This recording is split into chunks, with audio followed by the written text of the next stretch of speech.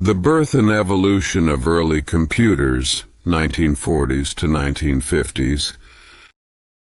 The story of information technology begins in the mid-20th century, a time when computers were enormous and mostly used by governments or large institutions.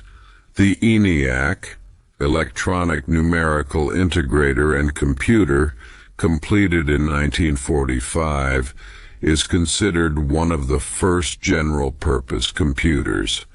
Built by John Presper Eckert and John W. Mauchly at the University of Pennsylvania, ENIAC was the size of a large room and weighed about 30 tons. It used vacuum tubes, large glass devices that controlled electrical signals, making the computer function.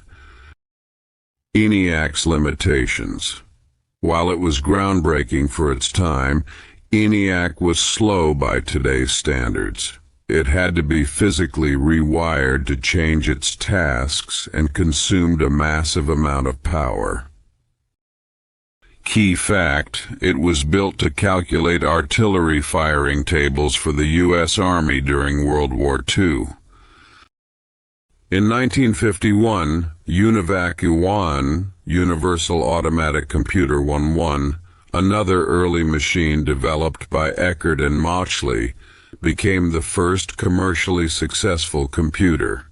It was used for business applications and data processing. UNIVAC-wise importance.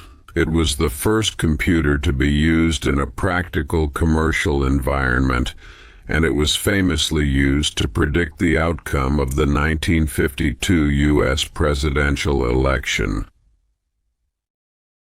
The input method for these early computers was through punch cards. Users would punch holes in cards to represent data and instructions, and these cards were fed into the machine to tell it what to do. Despite their novelty, vacuum tubes and punch cards were cumbersome, and the whole process was slow and error-prone. Key concept: early computers were massive and operated on complex, tedious input methods like punch cards.